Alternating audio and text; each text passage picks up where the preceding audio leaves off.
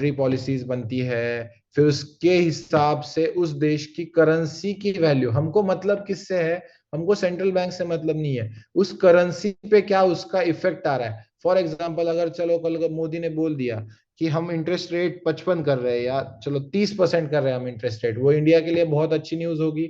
Of course practically impossible है, लेकिन लोगों के लिए बहुत अच्छी न्यूज होगी। चलो अगर ऑफिशियल इंटरेस्ट रेट 15% हो गया, सो ये सारे इंटरेस्ट रेट, फिर उसके बाद पर्टिकुलर देश का इन्फ्लेशन, पर्टिकुलर देश का इंटरेस्ट रेट, उसकी अनएम्प्लॉयमेंट, फिर उसके बाद उसका जीडीपी, ये सारा डेटा कौन रिलीज करता है, सारे सेंट्रल बैंक्स रिलीज करते हैं। और इस डेटा के आधार पे जो हम न्यूज ट्रेडिंग कहते हैं ना, फॉरेक्स में न्यूज ट्रेडिंग, ये जो सारे न्यूज आते हैं मार्केट में कि पर्टिकुलर देश में इन्फ्लेशन कितना है, पर्टिकुलर देश में महंगाई कितनी बढ़ रही है, इंटरेस्ट रेट्स क्या है, उसके वॉर कंडीशंस क्या है, ये सारा का सारा डेटा जो है ना, वॉर कंडीशन सेंट्रल बैंक नहीं करती है, I am just giving you example, कि ये सारा का सारा जो फाइनेंशियल इकोनॉमिक डेटा है, ये सारा सेंट्रल बैंक जो है वहां पे फॉर्मुलेट करके पॉलिसीज उस पे, जो है एक न्यूज आती है मार्केट में, कहाँ पे वो न्यूज देखनी है फॉरेक्स मार्केट की, उसका भी वेबसाइट का मैं नाम आपको बताऊंगा।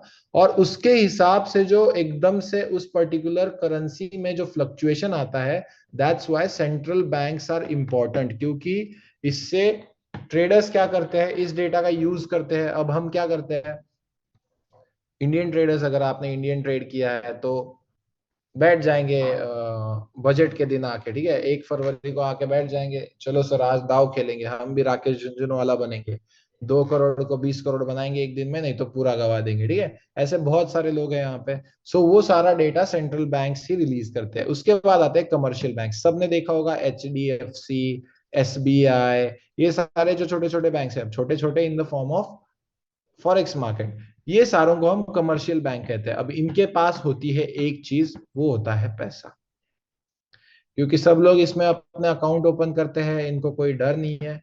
तो अब आपको राकेश झुंझुनवाला का हमने नाम ले ही लिया था, तो उनका 4.8 billion US dollar, so let's just round it up to 5 billion US dollars, ये उनका नेटवर्थ था। क्या आपको लगता है उनका सारा नेटवर्थ जो है एक ही डीमैट अकाउंट में पड़ा हुआ होगा? किसी को लगता है चैट में कि सारा, वो ट्रेडर थे, इन्वेस्टर थे, तो सारा का सारा पोर्टफोलियो उनका उधर ही पड़ा हुआ था?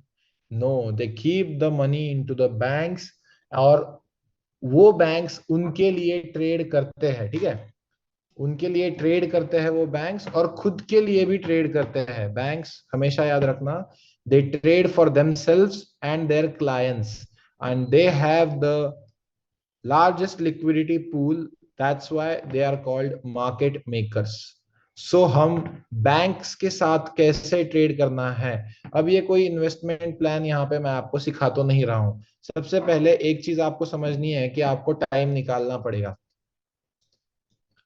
You have to make time for this trading purposes. इसमें कोई, there is no freaking way, except if you are a swing trader, that you will make money without giving attention to this thing. Even if you learn this entire course and ये course आपको पता है work हो रहा है, फिर भी पैसा नहीं बनता है कभी कभी, क्योंकि आप इसको